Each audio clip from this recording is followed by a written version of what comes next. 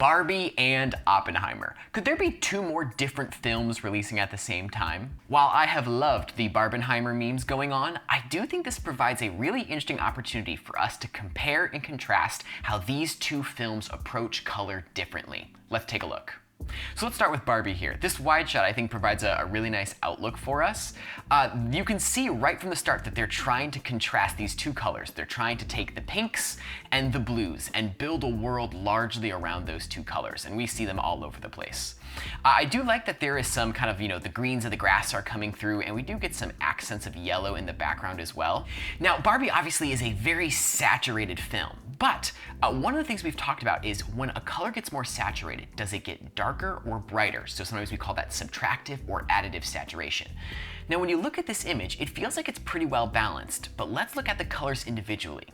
What I noticed first of all is that the blues are in no way obeying the laws of subtractive color. Look at just how bright and luminous these are popping through the frame.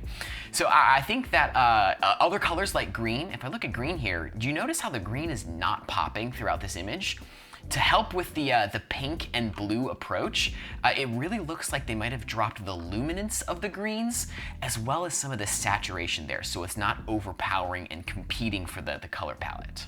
Another thing I wanted to point out about this is how in Barbie, a lot of the skin tones share a very similar hue and smoothness to them. Now, some of this can be done in color, and I'm sure that they did some good color compression to help keep the skin tones a similar hue and color. But so much of this has to start with the hair and makeup team on set. If they do not set us up well during production, there's only so much we can do in the color room. And you'll notice in the skin tone how there's very little variation throughout it. So there's obviously gonna be some luminance changes, but it's very consistent all throughout.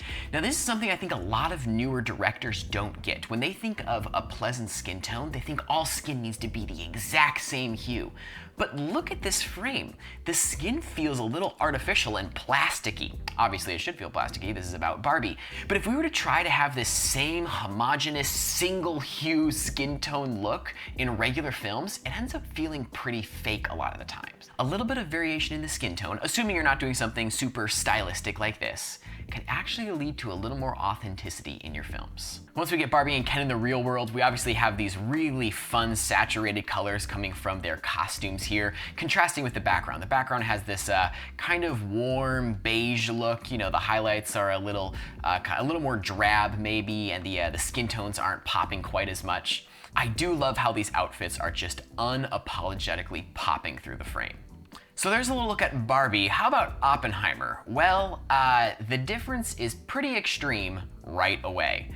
Immediately, what I see here is that the image gets significantly more desaturated and we see really obvious split toning. And what I mean by split toning is if we look right here across his face, we can see how we go from kind of warmer highlights to cooler shadows. It's a nice progression that we see. And we can also look at the floor here and see that split toning. We go from these warmer highlights to cooler shadows right there.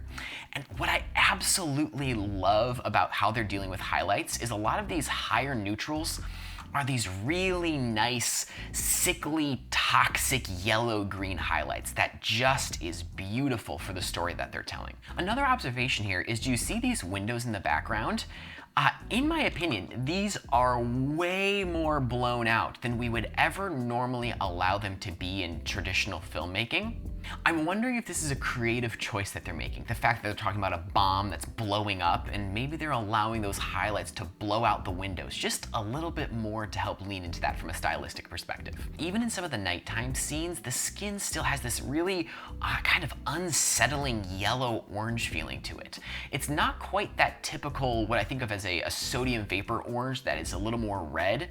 We're still getting that yellow coming through, and you can see this in the highlights of his shirt as well. His shirt seems to maybe be a slightly cool color naturally, but kind of that warming yellowish that they're adding to the highlights is certainly punching through. This is an interesting comparison to Barbie, right? When we're thinking about the skin tones, we have kind of the gross yellowy skin tones of Oppenheimer, and then the very, very pleasant, standard, if not slightly artificial skin tones of Barbie.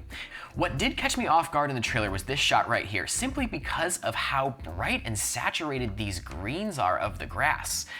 Who would have guessed that Barbie would have been far more drab in their choice of green saturations than Oppenheimer? That is not what I would have guessed.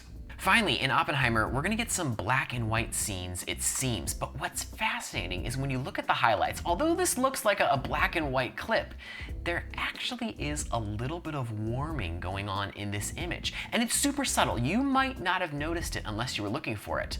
Let me actually pull up DaVinci Resolve here on this image and show you. When we look at this vector scope, do you see how it's not totally black and white? Let me drop all the saturation out of this shot real quick. So you can see on a vector scope, when something is purely black and white, it will just appear like a little dot in the middle of the vector scope, but that's actually not what it is. So which of these films are you most excited about? Are you Team Oppenheimer or are you Team Barbie? Let me know down in the comments. Also, as you watch these films, see if these observations continue to be true, because right now we're observing the trailers, and sometimes the trailers do have different color than the actual film. I know we talked a lot about saturations in this video, and if you aren't familiar with that term subtractive saturation, I actually have a really great 3-part series walking through what is it, what's the theory behind it, and how to actually accomplish it in your own films. If you enjoyed this video, hitting the like button will help feed the algorithm and let more people see it, and if you want to keep seeing more content like this, hit that subscribe button. All right, I'll see you in the next one.